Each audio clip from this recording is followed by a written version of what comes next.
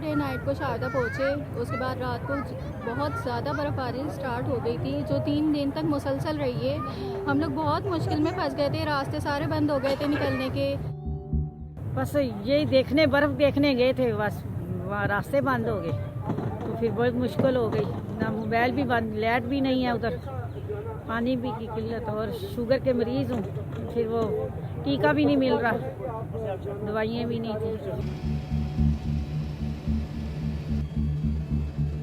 जहाँ तक अपना नीलम वैली का ताल्लुक है, उसमें हमने इस वक्त 5 मशीनें, एक हमने प्राइवेट मशीन हायर की है और 4 मशीनें सरकारी जो है ना उसको रिमूव कर रही हैं, और होपफुली 2 दिन तक हम उसको शारदे तक ओपन कर देंगे। तो आगे हमारी कोशिश है कि एक हमारी मशीन जो है वो अपना केल से नीचे शारदे की तरफ लगी हुई है। तो कहने का मतलब ये है कि हम इसमें फुली अलाइव हैं और अलर्ट हैं।